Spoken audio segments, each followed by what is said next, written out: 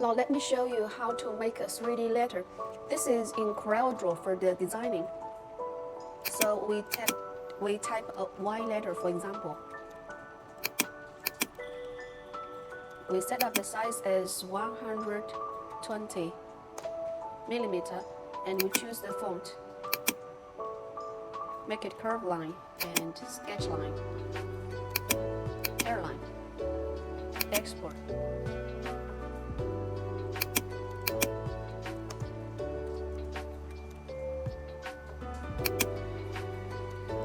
Now this is our slicing software.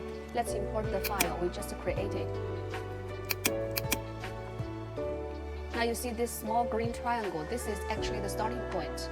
So the software has already put it in the invisible corner to make the outlook more smooth.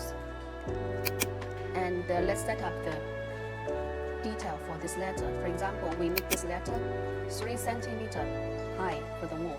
And also we can choose the shape of this letter. For example, we make line. Line means straight shape.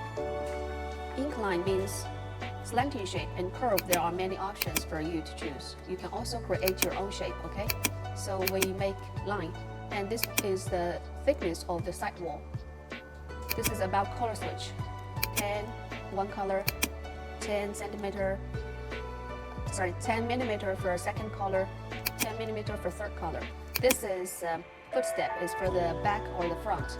So for example, if you are using a 3 millimeter PVC, so you can set up as 5 millimeter for the back stopper. So and need 2 millimeter for the ceiling. And for example, the front you are using 3 millimeter acrylic. So here you set up as 27. So all these numbers are adjustable according to your PVC or acrylic. Prevent curl, just a ticket. Others just use the defaulted, and we choose this one, get path.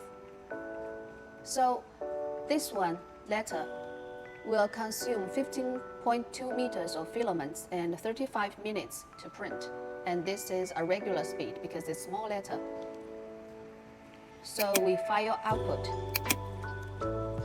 as G-code. Y test.